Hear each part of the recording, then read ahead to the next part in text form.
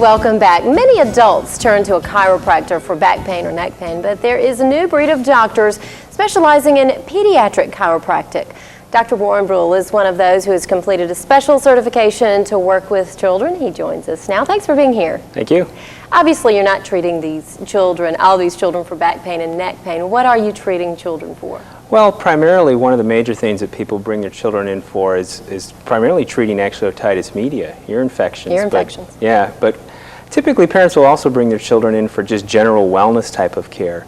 Children are very active, they fall a lot, and it does cause some trauma to the spine that can go undetected. How do you treat an ear infection through your treatment? Well, it's usually a multifaceted treatment approach. I will combine doing very gentle chiropractic adjustments, primarily in the upper part of the neck. It's called the upper cervical region.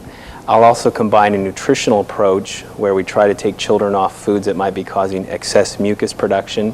And then I'll also give them nutritional type of remedies to increase their immune resistance. Do you work in conjunction with pediatricians to treat certain children? Somewhat. Some pediatricians are still somewhat resistant to the idea of pediatric chiropractic work or even the nutritional work, but in fact just this last week I actually met a pediatrician who might come and actually work in our practice possibly. Oh, that's interesting. Now, you believe in preventive medicine for children.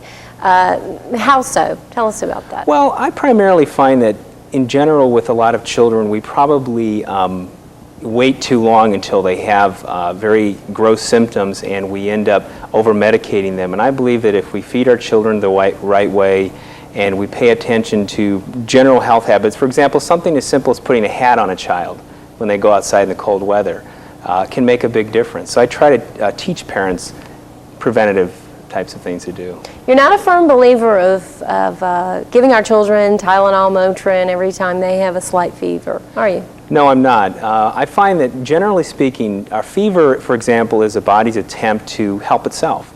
The fever is there for a reason. When the fever is there, it raises the activity of the white blood cells so they can attack infections more vigorously. And if we just give Tylenol all the time, we don't allow the body an opportunity to actually heal itself. There's a great raging debate about antibiotics among the pediatric community, and you have a concern about this as well. Tell me about your concerns about antibiotics. Well, my concern is that in general what happens is that we'll give a child an antibiotic and eventually they'll develop strains of bacteria that are resistant to that antibiotic, so we give them a stronger one. And eventually what we do is we weaken the child's immune system so it doesn't function on its own.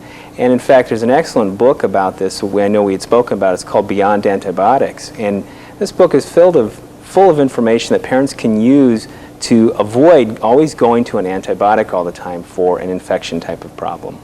Let's talk about when you're giving a child an adjustment. Obviously, we made a joke that you have little hands because you're a pediatric chiropractic, but little pinkies. But how exactly do you give a child an adjustment? Well, there's really two ways I can do it. Sometimes I use a small instrument. It's called an activator, and it's a mechanical instrument that makes just a little impulse on the spine.